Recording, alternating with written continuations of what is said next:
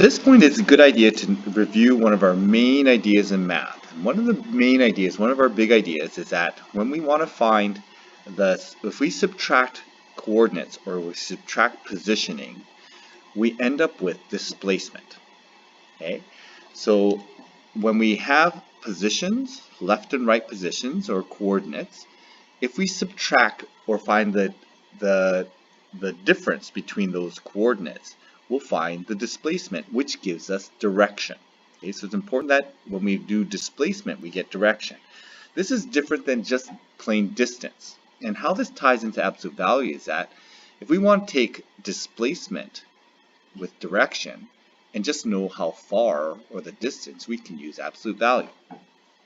So I'm going to start off with our displacement formula, and it looks like this, and you're going to use this in physics as well. So the end position minus the starting position is equal to the displacement.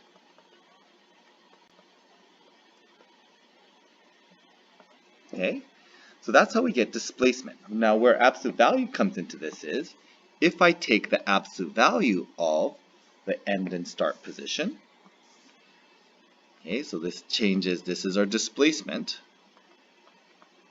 If I take the absolute value, it takes away the direction, or whether it's going left or right, and it gives us now distance. Okay, so this is how it plays into absolute value. So it is good to know how to get displacement, because that is an important concept, but we also sometimes want to get rid of the displacement and only know the distance. So if I want to take a look at the displacement from point B to point A, what I'm going to do is I'm going to take the point A,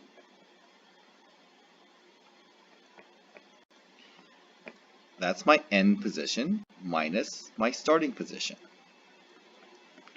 Okay, so to get displacement for going from B to A, I start with this and I subtract that. So I end up with -6 minus +4.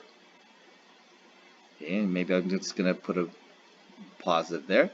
So -6 minus +4 gives me -10. So my displacement from B to A, okay, notice that it's going in this direction. My displacement is in the right direction. It's negative. Okay, and it's pointing that way. It's only along the x-axis, so I only did the x coordinates. Now to convert this to distance, it looks like this. If I want the distance, I take my displacement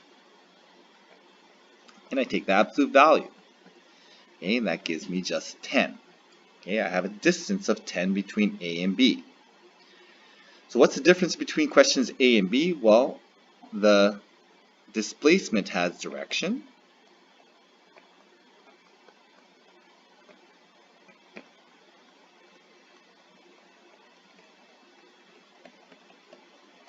and distance doesn't.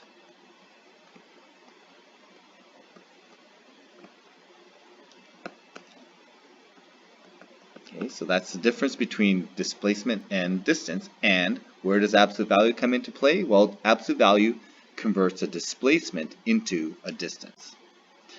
So what is the distance from points B to C? Well, if I draw my vector, okay, from B to C looks like this, and it's going to be headed in that direction.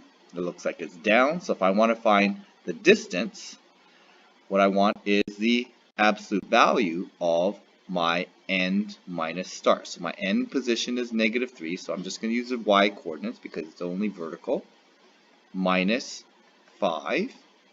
Okay, so that's going to give me -8 displacement, which I convert to 8 units of distance. Okay, so that's my distance. So if I want the displacement, I would do the end minus start. Okay, so I started up high. Oops, that's going to be 5. I started up here. I ended at C, so my end minus start gives me -8, and that's my displacement. I went down 8. Okay, so that negative indicates a direction.